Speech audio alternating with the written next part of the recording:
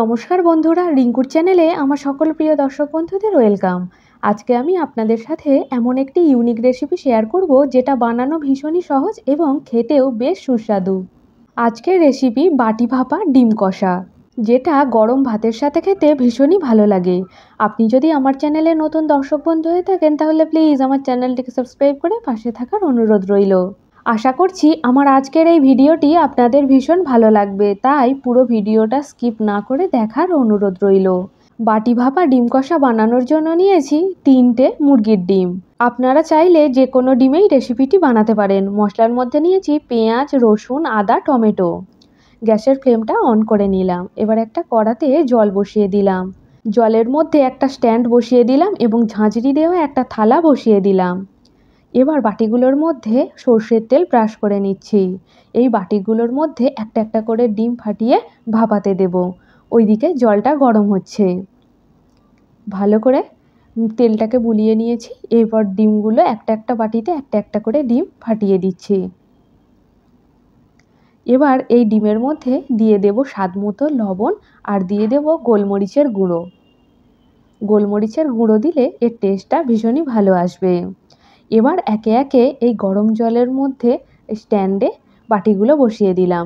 ডিমগুলো এখানে 70% মতো ভাপিয়ে নেব। ঢাকা দিয়ে হতে দিলাম। অপরদিকে গ্যাসের ফ্লেমটা অন করে নিয়ে আর একটা কড়াই বসিয়ে দিলাম। এবার এই কড়ার মধ্যে 1 চা চামচ সর্ষের তেল দিয়ে দিলাম। তেলটাকে ভালোভাবে গরম করে নিয়ে ওর মধ্যে পেঁয়াজ, গোটা রসুন, আদা, টমেটো এবং কাঁচা লঙ্কা 40 থেকে 50 সেকেন্ড সময় ধরে ভেজে নিচ্ছি। মশলাটা ভাজা হয়ে গেছে। এবার ঢেলে ঠান্ডা হতে দেব। মশলাটা ঠান্ডা হয়ে যাবার পরই পেস্ট করে নেব। মশলাটা ঠান্ডা হয়ে গেছে, এবার পেস্ট করে নিচ্ছি। আপনারা ডিম কষা তো অনেকভাবেই বানিয়েছেন।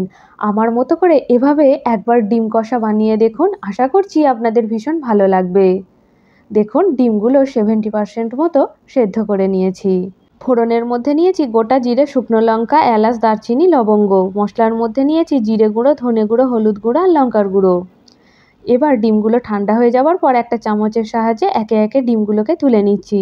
দেখুন একটুও ডিম লেগে নেই বাটির মধ্যে।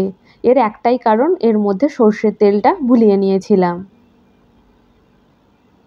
একে একে ডিমগুলোকে তুলে নিচ্ছি। এবার কড়ার মধ্যে দিয়ে দিচ্ছি কিছুটা সর্ষের তেল। এই তেলের মধ্যে ডিমগুলোকে ভেজে নেব। 20 থেকে 30 সেকেন্ড সময় ধরে লো ফ্লেমে ডিমগুলোকে ভেজে নিচ্ছি।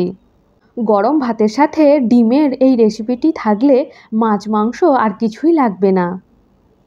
ডিমগুলো ভাজা হয়ে গেছে, এবার একে একে তুলে নিচ্ছি।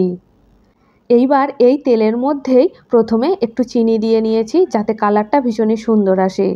এবার এর মধ্যে গোটা গরম মশলার ফোড়ন দিয়ে 30 সেকেন্ড মতো ফোড়নটাকে ভেজে নিয়ে যে মশলাটা বানালাম ওই মশলার পেস্টটা দিয়ে দিলাম।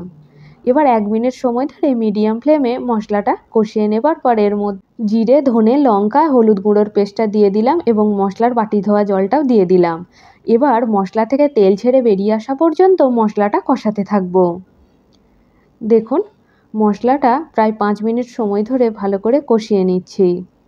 মশলার জলটা অনেকটা শুকিয়ে এসেছে এবং মশলাটাও প্রায় অনেকটাই ভাজা হয়ে গেছে। এবার এর মধ্যে অ্যাড করছি স্বাদ মতো লবণ। লবণের সাথে মশলাটা বেশ ভালোভাবে মিশিয়ে নিচ্ছি। মশলাটা কষানো হয়ে গেছে।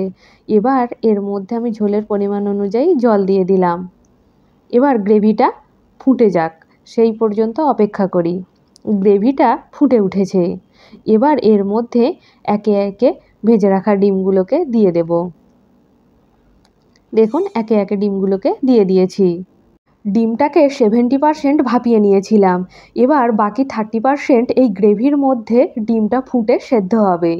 গ্রেভির মধ্যে ডিমটা বেশিক্ষণ ফুটিয়ে সেদ্ধ করলে তবেই মশলা খুব ভালোভাবে ডিমের মধ্যে প্রবেশ করবে এবং নরম তুলতুলে খুব স্পঞ্জি হবে, যেটা খেতে ভীষণই ভালো লাগবে।